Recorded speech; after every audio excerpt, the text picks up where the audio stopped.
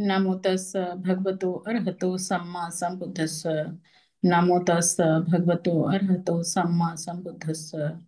नमो तस् भगवतो अरहतो सम्मा संबुद्धस्स। आज की इस धम्म सभा में उपस्थित हमारे भिक्षुजन, हमारे प्रेसिडेंट सर और सभा में उपस्थित हमारे सभी धम्म जनों का मैं यहाँ पे स्वागत करती हूँ। जैसा कि सर ने कहा कि मेरी ये कड़ी कई महीनों से चल रही है, ये अभिधम्म इन डेली लाइफ। तो अभिधम्म इन डेली लाइफ, इसके तहत आज मेरा टॉपिक है कि 14 एविल थिंग्स फॉर ले पीपल टू लीव बिहाइंड। यानी कि जो हमारे कुछ एविल थिंग्स हैं, जिनमें से कि मोस्टली जो 14 एविल थिंग्स हैं, इनको उपासक और उपासिकाओं को किस तरीके से एक अच्छा जीवन जीने के लिए अ, ये बहुत जरूरी है कि इसको अपने जीवन से ये इन एविल थिंग्स को डिस्ट्रॉय कर दें, इनको वॉश आउट कर दें, इनको हमें छोड़ देना चाहिए। तो उसी के ऊपर आज मेरा ये टॉपिक, मैं इसको जैसा मैंने पढ़ा समझा है, मैं आप सबके सामने यहाँ पे रखना चाहती हूँ। चूंकि हम सभी लोग यहाँ पर हमारे भिक्षुजन भी हैं, क्योंकि भिक्षुजनों के लिए शील जो है वो 227 शील हम सभी लोग जानते हैं कि उसका पालन उनको सबको करना चाहिए, भिक्षुजनों को करना होता है। लेकिन हम उपासक लोगों के लिए जो भगवान ने पंचशील दिया है, अष्टशील दिया है, उन शीलों का पालन करते हुए हम कैसे अपने जीवन को एक गृहस्थ जीवन में रहते हुए और कैसे उस गृहस्थ जीवन को जीते हुए हम अपनी पारिवारिक, सामाजिक और धार्मिक दायित्वों को कैसे हम पूरा कर सकते हैं, उसके ऊपर ये भगवान ने जो एक सूत्र दिया है, सिगालवाद सूत्र दिया है, उसमें बहुत डिटेल से उन्होंने बताया है इन चीजों को। सिगालवाद सूत्र हम सभी लोगों ने पढ़ा है और मेरे ख्याल से इसके ऊपर चर्चा भी पहले हो चुकी है, सिगालवाद सूत्र के ऊपर। ये बहुत लंबा सूत्र है। अगर हम कायदे से इस सूत्र को पढ़ लें और उसका मनन करें और उसको अपने जीवन में उतार लें, तो मेरे ख्याल से कि ये ही पर्याप्त है हम उपासकों के लिए कि हम अपने इस गृहस्थ जीवन में रहते हुए अपने पारिवारिक, सामाजिक और धार्मिक जो हमारे दायित्व हैं, जो हमारी जिम्मेदारी है और जो हमें करना चाहिए, उन बंधनों में रहते हुए भी हम अपने जो एक कुशल जीवन है उसको हम जी सकते हैं। और एक अच्छा अच्छा जीवन जीना मतलब कि हमारा जो आज तो हम जी रहे हैं, लेकिन अपना भविष्य भी हम उससे उसके द्वारा सिक्योर कर सकते हैं, जो कि हम सबकी एक कहें कि हमारी एक इच्छा भी है और ये हमारा एक नैतिक कर्तव्य भी है कि हम अपने वर्तमान में जीते हुए हम अपने भविष्य को भी सिक्योर कर लें, जिससे कि हम आज तो सिक्योर हैं ही, क्योंकि जो लोग कुशल जीवन जी रहे हैं, कुशलता को जानते हैं, अकुशलता को जानते हैं, कुशल और अकुशल में भेद जानते हैं, उस भेद को जानते हुए वे कुशल जीवन, कुशल कर्म करते हुए, कुशल जीवन जीते हुए अपने वर्तमान को तो सुरक्षित रखते हैं, साथ ही वे आने वाले, मतलब हम इस भव चक्र से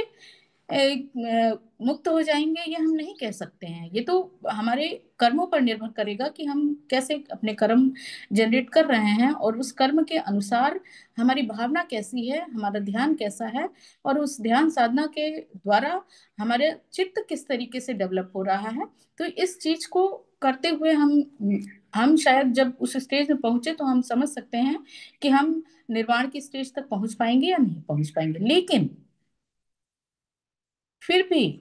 इस भव साइकिल में रहते हुए भी हम एक अच्छा जीवन, एक अच्छा भव प्राप्त कर लें, ये भी एक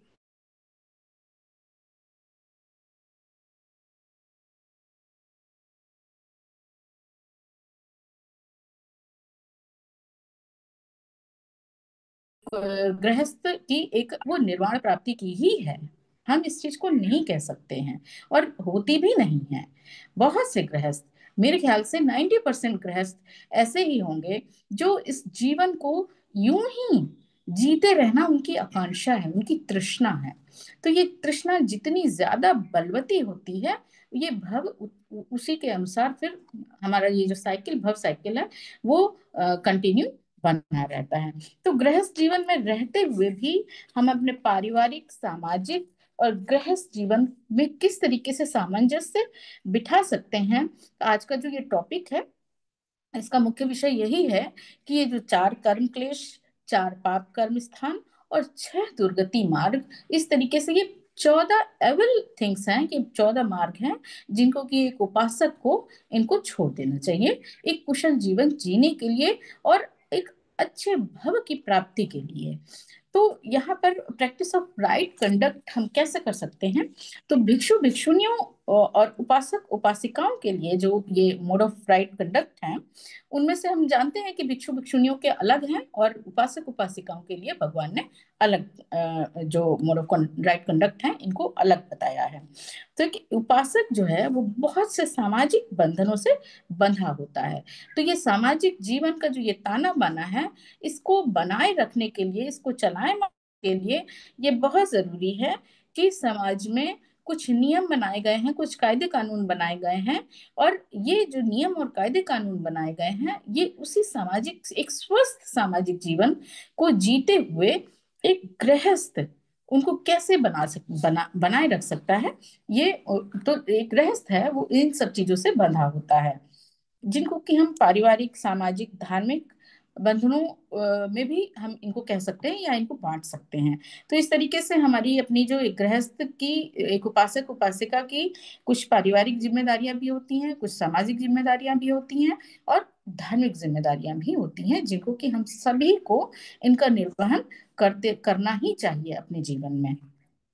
हम ये नहीं कह सकते हैं कि अरे धार्मिक होकर के क्या मिलेगा हमको, इससे इस सबसे तो हमारा धन नष्ट होगा, या हमारा बहुत से लोग जो मतलब जिनका कि एक तरीके से हम कह दें कि जो कुछ नास्तिकता की ओर बढ़ गए हैं, या फिर इन चीजों से उनका कुछ मोह हट गया है, या उन्होंने कुछ अलग ही अपने जो उनकी सोच है वो डेवलप कर ली है। तो लेकिन नहीं, बाबा साहेब ने यहाँ पर कहा है, जब वो सारे धर्मों का विश्लेषण कर रहे होते हैं कि मुझे अपने जो मेरा समाज है उस समाज की उन्नति के लिए, मुझे भविष्य के लिए इनका भविष्य सिक्योर हो और इनका जो वर्तमान जीवन है वो सुखद हो आगे जा करके, तो उसके लिए जब वो सभी धर्मों का विश्लेषण कर रहे होते, सभी धार्मिक विषयों का वो पढ़ रहे होते हैं पुस्तकों को, तो वो बहुत से लोग उनको कहते हैं फिर वहां पर कि आप हमारे धर्म में आ जाइए, आप हमारी, इसका मतलब उनको इस तरीके के ऑफर भी देते हैं। लेकिन नहीं, बाबा साहब ने जब फिर बुद्धिज्म को पढ़ा तो फिर उन्होंने कहा कि यही मेरे समाज के लिए और भविष्य के लिए और हमारे देश की उन्नति के लिए सबसे उत्तम यही धर्म होगा, जिससे कि मेरे समाज का भला हो सकेगा, इस देश का भला हो सकेगा। तो फिर उन्होंने Buddhism, what the Buddha taught लिखी उन्होंने, और इस तरीके से बाबा साहब ने बुद्धिज्म की ओर हम सबको अग्र अग्रसारित किया। तो चूंकि धर्म जो है वो हमारे जीवन को के नैतिक कर्तव्यों का पालन करने के लिए हमको बांधता है, हमको एक दिशा देता है, इसलिए धर्म हमारे जीवन के लिए बहुत आवश्यक है। तो इन चीजों से हम जब गृहस्थ के रूप में होते हैं, एक उपासक के रूप में होते हैं, तो हमें ये इन तीनों चीजों की, इन तीनों जिम्मेदारियों का निर्वहन करते रहना चाहिए। ये भगवान बुद्ध ने इसका पूरा विश्लेषण श्रीगालवाद सूत्र में किया हुआ है। तो सामाजिक परिवेश में चूंकि हम सभी लोग एक दूसरे से बंधे होते हैं और एक दूसरे पर निर्भर होते हैं, तो इसलिए भी ये बहुत जरूरी है कि हमारा जो ये नैतिक कर्तव्य है समाज के प्रति और धर्म के प्रति, परिवार के प्रति, ये हमें पूरी श्रद्धा के साथ कर निभाना ही चाहिए। चूंकि हम आपस में एक दूसरे से जुड़े हुए हैं और हमारे कर्तव्य भी एक दूसरे के प्रति होते हैं, एक दूसरे के प्रति निर्भर हैं, तो भगवान कहते हैं, भगवान ने कहा है कि गृहस्थ उपासक लोगों का मुख्य उद्देश्य निर्वाण की प्राप्ति नहीं होता है। भगवान ने इस चीज को वहां पर ये बात कही भी है कि क्योंकि उनके धम्म सभा में तो सभी लोग आते थे, बहुत से सारे उपासक लोग आते थे, और राजा महाराजा भी आते थे, और हर तरीके के लोग आते थे, तो उन अपनी सभा के अनुसार ही वहां पे कैसे लोग वहां पर उपस्थित हैं उसके अनुसार ही भगवान धम्म का धम्म की देशना वहां पर करते थे, जिससे कि वो लेवल जिस लेवल के लोग वहां पर आए हैं उनको समझने में और उसको ग्रहण करने में आसानी हो सके। तो भगवान उसी के अनुसार ही अपनी धर्मदेशना वहां पर करते थे। तो भगवान ने कहा है कि जो गृहस्थ हैं वो उनका मुख्य उद्देश्य निर्वाण की प्राप्ति नहीं है। ये हमारे ऊपर निर्भर करता है कि हम गृहस्थ के ऊपर निर्भर करता है कि वो क्या चाहता है। अगर वो वाकई इस भवचक्र से मुक्त हो जाना चाहता है तो वो निर्वाण प्राप्ति के लिए प्रयासरत अपने स्तर से करेगा ही करेगा। लेकिन फिर भी एक गृहस्थ, एक उपासक जो कि इस समाज का को चलायमान रखता है, इस व्यवस्था को चलायमान रखता है, तो उसके लिए ये आवश्यक है कि वो पहले एक सामाजिक जीवन का निर्वहन पहले करे। उसके पहले कर्तव्य यही है कि वो सामाजिक जीवन का निर्वहन पहले करे। ये चीज भगवान ने बहुत जोर दे करके कही है। क्योंकि जब विशाखा और अनाथ पिंडक ने जब उनसे रिक्वेस्ट की कि वे भिक्षु बन जाना चाहते हैं, भिक्षुनी बन जाना चाहते हैं, तो भगवान ने मना किया कि नहीं, अगर सभी लोग भिक्षु और भिक्षुनी ही बन जाएंगे तो फिर इस समाज का क्या होगा, ये समाज का ताना बाना सब बिखर जाएगा। तो जो लोग कहते हैं कि भगवान बुद्ध तो सबको एक तरीके से कहते हैं कि वो इस समाज को की व्यवस्था को डिस्टर्ब कर रहे हैं, सबको वो संत बना दे रहे हैं, सबको अम, योगी सन्यासी बना दे रहे हैं, तो ये उनके ऊपर जो ये इस तरीके के आरोप लोगों ने लगाए हैं वो अपनी अज्ञानतावश और एक या कहें कि उनसे एक जलन की भावना से या कहें कि द्वेष की भावना से भी उनके ऊपर इस तरीके के आरोप लगाए हैं। जबकि भगवान ने इस चीज को कतई स्वीकार नहीं किया है कि सभी लोग जीवन धारण कर लें। तो वहां पर उन्होंने विशाखा और अनाथ पिंडक को मना कर दिया होता है कि नहीं, आप गृहस्थ जीवन में रहते हुए भी अरहत पद को प्राप्त कर सकते हैं। तो फिर क्या जरूरत है कि आप चीवर को ग्रहण करें। जब हम गृहस्थ गृहस्थ जीवन में रहते हुए भी अरहत पद को प्राप्त कर सकते हैं, तो फिर यहाँ पर मेरे कहने का ये उद्देश्य कतई नहीं है कि हमको चीवर नहीं लेना चाहिए, बल्कि ये हमारे ऊपर निर्भर करता है कि हम किस लेवल पर जाकर के हम अपनी सेवा प्रदान करना चाहते हैं। तो जो लोग कुशल कर्म करके धन संपत्ति, अच्छा व्यवहार आचरण करके अपने चारों तरफ का जो एटमॉस्फेयर है वो एक अच्छा एटमॉस्फेयर डेवलप कर लेते हैं इस तरीके से, तो ऐसे बहुतायत लोग होते हैं जो कि धार्मिक आचरण करते रहते हैं, करते हुए करते रहते हैं, लेकिन उनकी ये धारणा नहीं होती, उनकी कति ये इच्छा नहीं होती है कि वो निर्वाण की प्राप्ति कर लें। बल्कि उनकी ये इच्छा होती है कि वे जिस हर भव में इस जीवन के पश्चात भी वे इसी तरह का जीवन जीते रहें जैसा वे इस समय, मतलब कि जो अमीर होकर के या एक अच्छा जीवन जी रहे हैं, सुखमय जीवन जी रहे हैं, तो वे इस जीवन ऐसा ही जीवन हर अपने जन्म में प्राप्त करना चाहते हैं। तो भगवान ने कहा है कि हाँ, हम ऐसा कर सकते हैं, हम ऐसा प्राप्त कर सकते हैं। उसके लिए बस केवल हमको ये जो 14 एविल थिंग्स हैं, ये बुरे कर्म हैं, पाप कर्म हैं, इनको हमें त्यागना होगा और कुशल कर्म, कुशल विचार करते हुए, धर्म श्रवण करते हुए हम ऐसा जीवन प्राप्त कर सकते हैं। तो जो ऐसे भोग विलास जीवन को यूं ही हमेशा हर जन्म में भोगने की लालसा रखते हैं, उनके लिए भगवान ने फिर ये सिगालवाद सूक्त में बहुत डिटेल में इसकी व्याख्या की है। तो धम्म में रहते हुए, बुद्ध वचनों को सुनते हुए, समझते हुए, वे भी वो जो लोग ये ऐसी उनके मन में ऐसी लालसा है, ऐसी तृष्णा है कि हम ऐसा ही जीवन बार बार जीते रहें, तो वे ऐसा वे जान चुके होते हैं जब धम्म श्रवण कर रहे हैं, धर्म आचरण कर रहे हैं, तो वे ऐसा जान चुके होते हैं कि ये मुझे कैसे मिल सकता है। और इस जीवन की लालसा की प्राप्ति कर उनके मन में जो बनी ही रहती है, तो वे अपने उसी कर्म को, जिस तरीके का कुशल कर्म वे कर रहे हैं, उसी उन्हीं कुशल कर्मों में वे उत्तरोत्तर वृद्धि भी करते रहते हैं। वे कुशल कर्म, कुशल आचरण, दान पुण्य करते रहते हैं, तो जो लोग जिनके मन में ये भावना रहती है कि दान करना जो है ये तो हम अपने धन का व्यय कर रहे हैं, अरे जो जिनको हम दान कर रहे हैं वे भी अपना कर्म करें और अपने लिए धन उपार्जित करें। हम मतलब कि हम अगर दान कर रहे हैं तो हम अपने पैसे का वो कर रहे हैं, हनन कर रहे हैं या हम बर्बादी कर रहे हैं। जिन लोगों के मन में इस तरीके की भावना रहती है तो उन लोगों के लिए मैं यहाँ पर यही कहना चाहूंगी कि भगवान ने सबसे पहला पारमिता में जो सबसे पहला रखा है अपनी पारमिता, उनकी वह दान ही है। दान पारमिता सबसे श्रेष्ठ पारमिताओं में रखी है उन्होंने। क्यों? क्योंकि जो कुछ भी हम दान कर रहे होते हैं सीधा सा फंडा है, जो दोगे वही मिलेगा। पृथ्वी में हम जैसा भी अन्न डालेंगे, जैसा बीज हम डालेंगे उसी का पेड़ उगेगा। जो कुछ भी हम इस अपने पंच जो हमारा ये पंच तत्व की हमारी काया है उसमें जो हमारी पांचों इंद्रियां हैं, उन पांचों इंद्रियों के द्वारा हम जैसा भी कर्म जनरेट करेंगे हमें वही कर्म वापस जरूर मिलेगा। तो अगर हम दान करते हैं, दान में हम जो कुछ भी देते हैं वो कहीं ना कहीं हमको चाहे इस जन्म में मिले चाहे अगले जन्म में मिले या कभी भी मिले वो वापस जरूर मिले। तो ये तो एक इन्वेस्टमेंट है। इसको हम कैसे कह सकते हैं कि हम अपना धन जाया कर रहे हैं या अपना समय जाया कर रहे हैं या फिर कि हम अपनी जो भी हमारे एसेट्स हैं वो हमारे जाया हो रहे हैं। बल्कि ये तो एक इन्वेस्टमेंट है जिसको कि दान दान के द्वारा हम वो इन्वेस्टमेंट अपना कर सकते हैं।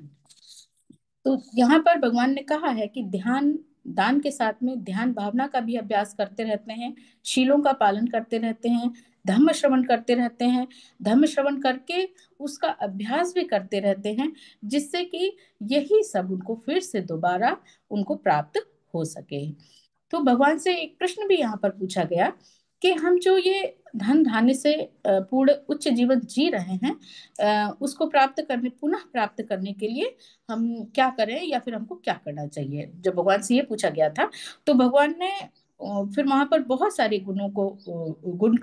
गुण और गुण कर्म बताते हुए बताए वहां पर कि जिससे कि धर्म जीवन जीते हुए भी हम पुनः कुशल जन्म कैसे प्राप्त कर सकते हैं। तो उसी सब का डिटेल यहाँ पर सिगालवाद सूत्र में दिया है। तो वहीं पर फिर उन्होंने ये बताया कि किस तरीके से हम 14 पाप कर्म से विरत रह करके जो हमारे कुशल कर्मा हैं उनको हम आगे उत्तरोत्तर उनमें वृद्धि कर सकते हैं। तो ये जो 14 प्रकार के पाप कर्म भगवान ने बताए हैं ये पूरे समाज से जुड़े हुए हैं। भगवान के समय में महादानी विशाखा और महादानी अनाथ पिंडक की कहानी हम सभी लोग जानते हैं। अनाथ पिंडक जो कि ध्यान भावना करते हुए धर्म श्रवण करते हुए एक श्रोतापन की स्टेज तक पहुंच चुके होते हैं। तो हाँ उनके बारे में तो हम सभी जानते हैं लेकिन उनका एक बेटा भी होता है। यहाँ पर मैं एक कहानी के द्वारा थोड़ा सा बताने की कोशिश करूंगी कि उनका एक बेटा होता है जिसका नाम होता है काल, उसका नाम था। तो वो भगवान बुद्ध में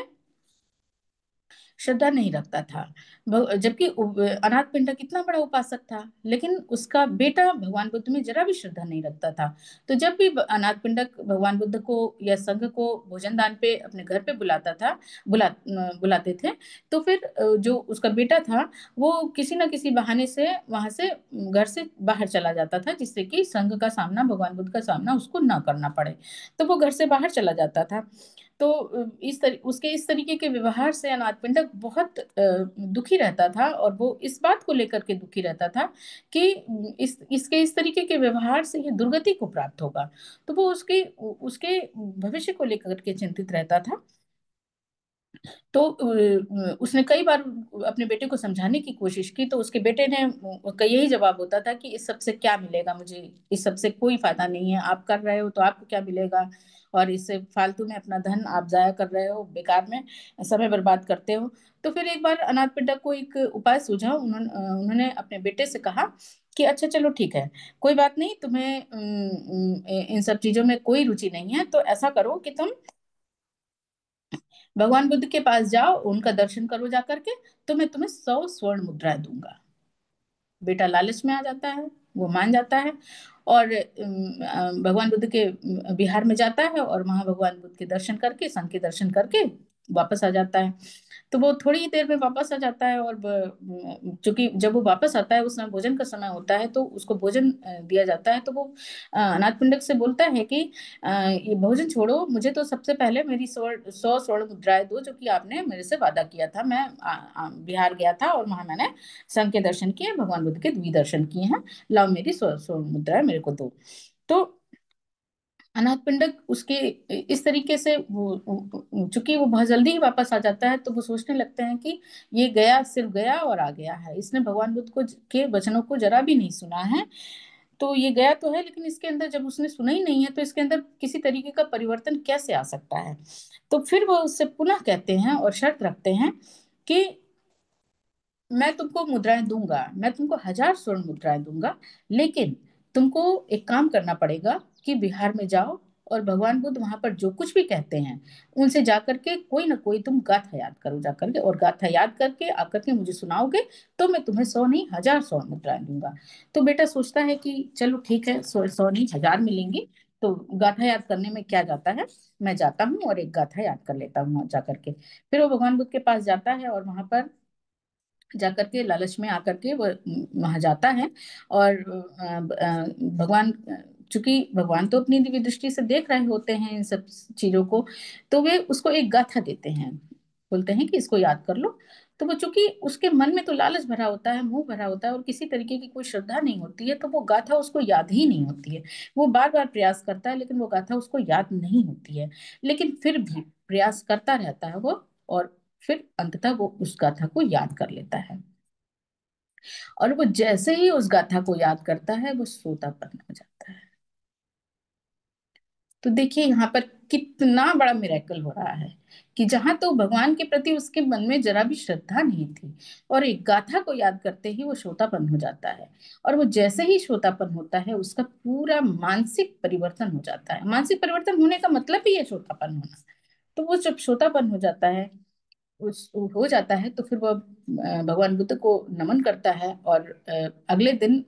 बुद्ध और संघ को अपने घर पे भोजन दान के लिए आमंत्रित करता है। वो जब घर आता है तो फिर उसने अपने पिता को सुनाता है कि उसने गाथा याद कर ली है, तो उसका पिता खुश होकर के उसको 1000 स्वर्ण मुद्राएं देते हैं। तो फिर वो अपने पिता के चरणों में गिर जाता है और कहता है कि आपने मुझे रास्ता दिखा दिया है, मेरा जीवन सफल कर दिया है, मुझे इन मुद्राओं की कोई जरूरत नहीं। तो इस प्रकार से अनाथ पिंडक अपने बेटे को धर्म के मार्ग में लगा देते हैं, लगा दिया। उसी प्रकार से हम विशाखा की भी कहानी जानते हैं कि जब विशाखा की शादी होती है तो उनके पिता विशाखा को विदाई के समय पे 10 मुख्य बातें बताते हैं। पारिवारिक, अपने परिवार को सफल परिवार जीवन निर्वहन के लिए वो 10 बातें बताते हैं, और उन्हीं 10 बातों का पालन करके विशाखा किस तरीके से मेघान माता बनती है और फिर एक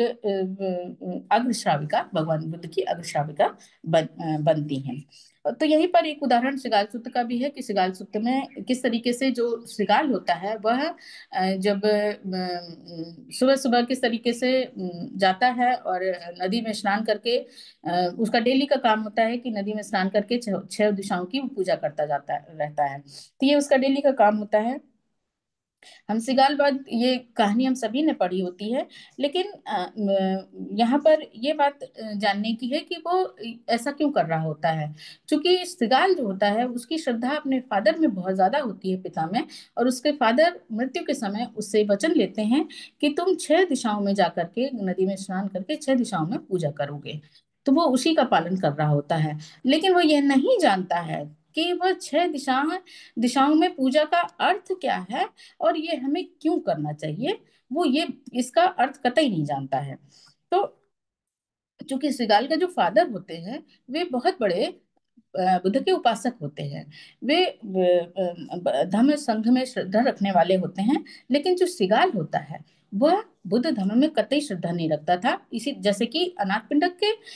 का बेटे को कोई श्रद्धा नहीं होती, उसी तरीके से सिगाल को भी कोई श्रद्धा नहीं होती थी। जब वो उसके पिता उससे कहते थे कि जाओ संघ को आमंत्रित करो, बुद्ध को आमंत्रित करो, तो उसका भी यही कथन होता था कि बुद्ध और संघ में अपना धन व्यय करने से कोई फायदा नहीं है, इससे हमें हमारा समय नष्ट होता है, हमारा धन नष्ट होता है, इस तरीके की ख्याल उसके मन में विचार ऐसे होते हैं। तो उसके पिता अंत तक उसको नहीं समझा पाते हैं, लेकिन अपनी मृत्यु के समय वे उससे वचन लेते हैं कि तुम जाओ नदी में स्नान करके 6 दिशाओं की तुम पूजा करोगे। ऐसा वचन उसके फादर अपनी मृत्यु के समय पे लेते हैं, और वो सिगाल जो होता है अपने पिता को दिए हुए वचन को पूरा करता है। तो वे उसके सिगाल के फादर जो होते हैं उनको ये मतलब ये उनको एक क्या कहें, उनको विश्वास होता है कि ये जाएगा नदी पर, स्नान करेगा, 6 दिशाओं की पूजा करेगा, तो कभी ना कभी तो भगवान बुद्ध के सामने पड़ेगा ही पड़ेगा, और जब भगवान बुद्ध इसके सामने आएंगे तो फिर इसका उद्धार अवश्य होगा। वे इस चीज को में विश्वास करते हुए उन्होंने अपने बेटे को ऐसा वचन उन्होंने लिया होता है। और होता भी ऐसा ही है कि जब सिगाल नदी में स्नान करके 6 दिशाओं की पूजा कर रहा होता है, तो भगवान एक दिन ध्यान करते हैं और देखते हैं कि आज किसका कल्याण होना है। तो भगवान पाते हैं कि आज सिगाल का कल्याण होना है, आज ये धम्म देशना सिगाल को देनी है। तो उसी दिशा में वे जाते हैं, और जब सिगाल को पाते हैं कि वो नदी में स्नान करके 6 दिशाओं की पूजा कर रहा होता है, तो उससे पूछते हैं कि सिगाल ये क्या कर रहे हो। तो वो कहता है कि मेरे पिता ने मेरे से वचन लिया था, और मैं अपने पिता के वचन को पालन करने के लिए मैं इन 6 दिशाओं की पूजा कर रहा हूँ। तो फिर भगवान उसको पूरा 6 दिशाओं में पूजा का क्या वास्तविक अर्थ है, किस दिशा में गुरु की पूजा है, किस दिशा में माता पिता की पूजा है, किस दिशा में परिवार की है, किस दिशा में समाज की है, तो वे पूरा उसको पूरा इसका विश्लेषण करके उसको पूरा बताते हैं। तो ये इसका हम लोग पहले इसको जान चुके हैं। उसके आगे फिर वे उसको बताते हैं कि इन 6 दिशाओं का अर्थ समझाते हुए उसमें उनको बताते हैं कि जो ये 4 कर्म क्लेश, 4 पाप कर्म स्थान, और ये 6 दुर्गति मार्ग हैं, उसको भी उनको बताते हैं। तो इस तरीके से ये जो सिगालवाद सूत्र है, ये एक तरीके से उपासक उपासिकाओं के लिए, गृहस्थ जीवन के लिए नैतिक आचरण का एक पैमाना भी है, जिससे कि अपने चरित्र में परिवर्तन लाते हुए हम उसको फॉलो हमको करते रहना चाहिए। साथ ही साथ इस सूत्र में ये भी बताया गया है कि विनय, ये जो सामाजिक जीवन